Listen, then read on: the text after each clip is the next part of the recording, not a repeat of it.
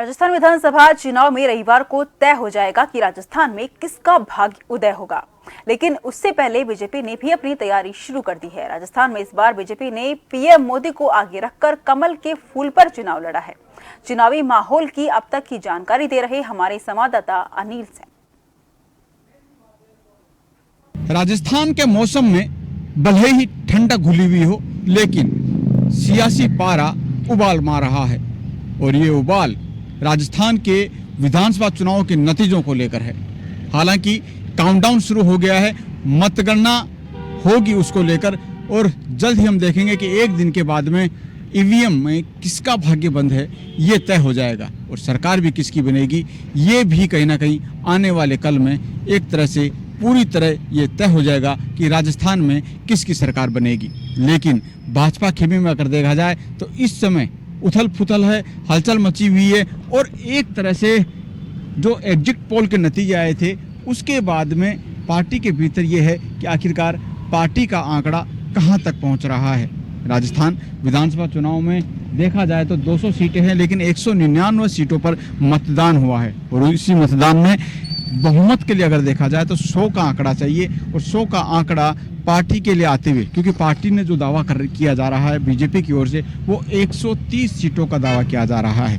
और ये भी दावा चाहे सीपी जोशी भारतीय जनता पार्टी के प्रदेश अध्यक्ष हों, तमाम आला लीडरशिप हों, प्रदेश प्रभारी हों, उनकी ओर से किया जाता रहा है। लेकिन जिस तरह से चुनाव बढ़ने के साथ साथ एग्जिट पोल के जो नतीजे आए वो कहीं ना कहीं चौंकाने वाले कहे जा सकते हैं। हालांकि कुछ एग्जिट पोल जरूर ये दावा कर रहे हैं कि बीजेपी की स्पष्ट बहुमत से सरकार बन रही है, लेकिन कुछ एक जो एग्जिट पोल हैं वो कहीं ना कहीं इसमें सस्पेंस डालते हुए देखे जा सकते हैं।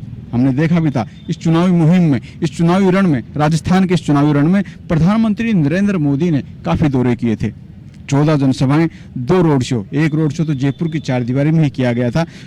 और अलग अलग जिलों का अगर देखा जाए तो चुनावी आचार संहिता लगने के बाद में 14 रोड शोज वहां पे किए गए। और उधर उत्तर प्रदेश के सीएम योगी आदित्यनाथ ने 15 जनसभाएं की, 3 रोड शो किए। अमित शाह जो कि केंद्रीय गृह मंत्री हैं, 11 सभाओं को संबोधित किया गया, 3 रोड शो अमित शाह की ओर से किए गए। जेपी नड्डा जो कि भारतीय जनता पार्टी के राष्ट्रीय अध्यक्ष हैं, 10 जनसभाएं जो है उनकी ओर से संबोधित वहां पर की गई। और उसके साथ साथ 2 रोड शो भी किए जो है वो जेपी नड्डा की ओर से वहां पर किए गए। और इसके साथ साथ अगर बात करी जाए, केंद्रीय मंत्री राजनाथ सिंह 6 जनसभाओं को संबोधित किया गया। केंद्रीय मंत्री स्मृति ईरानी, भूपेंद्र यादव, नितिन गडकरी, पीयूष गोयल, प्रहलाद जोशी, धर्मेंद्र प्रधान, गजेंद्र सिंह शेखावत, तमाम जो केंद्रीय लीडरशिप थी वो कहीं ना कहीं राजस्थान में मौजूद रही। यहाँ तक कि हरियाणा के सीएम खट्टर की बात कर ली जाए, उत्तराखंड के सीएम धामी की बात कर ली जाए, या फिर दूसरे जो राज्य हैं असम के सीएम भी यहाँ पर पहुंचे।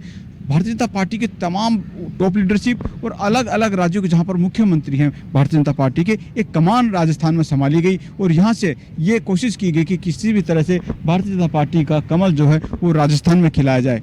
हमने देखा भी इस चुनावी रण के अंदर एक तरह से भारतीय जनता पार्टी ने किसी का फेस आगे नहीं किया और सिर्फ कमल का फूल। प्रधानमंत्री नरेंद्र मोदी ने भी कई सभाओं में संबोधित करते हुए कहा था कि राजस्थान में सिर्फ कमल के फूल को देखना है, किसी का फेस यहाँ पर नहीं है, यानी मुख्यमंत्री का चेहरा कहीं भी आगे नहीं रखा गया था। अब आखिरकार नतीजे क्या होंगे, क्योंकि हमने देखा भारतीय जनता पार्टी ने राजस्थान में महिला अपराध, कानून व्यवस्था, पेपर लीक, भ्रष्टाचार, तमाम मुद्दों को जनता के बीच में उठाया था। और उधर कांग्रेस जो थी वो अपनी योजनाओं के बीच में, जनता के बीच में वहां पर पहुंची हुई थी। ऐसे में ये जो चुनाव था ये प्रधानमंत्री नरेंद्र मोदी वर्सेज मुख्यमंत्री अशोक गहलोत कहीं ना कहीं ज़्यादा नजर आया, क्योंकि मुख्यमंत्री अशोक गहलोत ने तरातर जो सभाएं थी वो ढेरों सभाएं राजस्थान में वहाँ पर की थी। अब ऐसे में नतीजे क्या होंगे ये सभी कयास वहाँ पर लगा रहे हैं, सभी की तैयारियां भी हैं। राजस्थान में अगर देखा जाए भारतीय जनता पार्टी का आला लीडरशिप जो है वो इस ओर समीकरण बैठाने में भी जुट गई है। निर्दलीय जो बगावत करके जो चुनाव लड़े उनसे संपर्क वहाँ पर साधा जा रहा है और आखिरकार कौन फेस यहाँ पर होगा उसका भी कहीं ना कहीं मंथन दिल्ली में वहाँ पर किया जा रहा होगा। लेकिन इससे पहले राजस्थान की सियासत में इस बार क्या कुछ होगा, क्या रिवाज बदलेगा या राज बदलेगा, ये आने वाला कल तय करेगा। सहयोगी श्याम जांगड़ के साथ अनिल सेन।